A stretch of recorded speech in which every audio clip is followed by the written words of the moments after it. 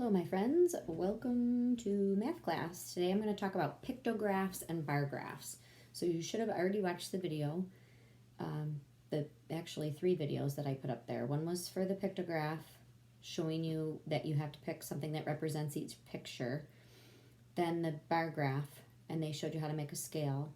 So the first 2 pages you're going to do is just answering quick questions about either one of them, so it'll already be set up for you.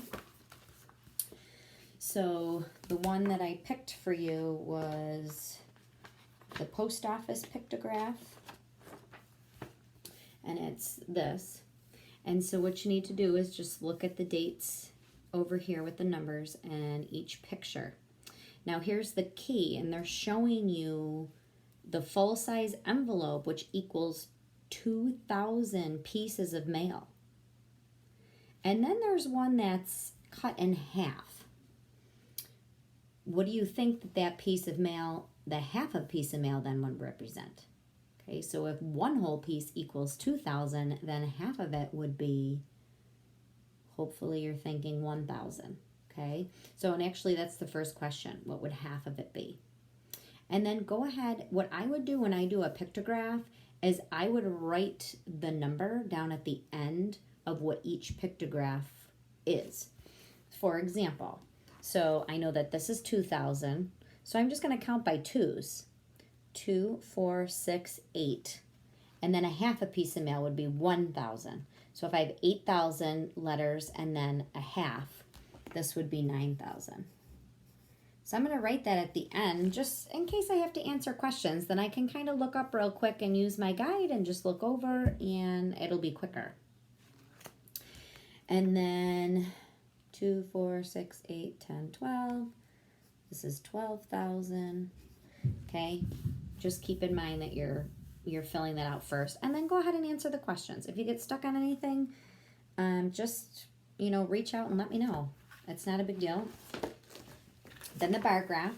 Then you're going to answer questions about the bar graph, and they show you here's the y-axis that they explained in the video, and here's the x-axis that they explained in the video, and they named it. These are the players' names. This is the number of outs that they got for baseball. Sorry, I'm reading backwards, so I want to make number of runs that they got. Okay, so you just look at the bar graph, and wherever the bar stops at the number, then that's the amount. So Mark got 8 runs, Tracy got 12 runs, Doug got, and it's like halfway in between 10 and 12, so that would be 11. And again, you might want to just kind of write the numbers on top of each one, just so that you're guiding yourself as you go through, and it's a quick guide to look. Okay, the last thing that I'm going to have you do are on 2 different pages here. And there are other bar graphs in here if you want to do it, but this is the last math thing that I'm going to give you the whole year. That's it, it's over, math is over. But this time they want you to draw in your pictures. So here's your ice cream cone, and that equals 2 votes. So if you look at chocolate, chocolate got 8 votes. So you're going to draw in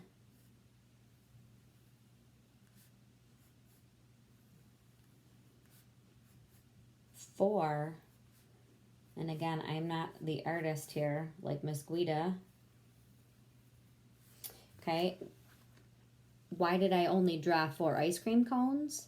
Because each one of them represents 2. So 2, 4, 6, 8.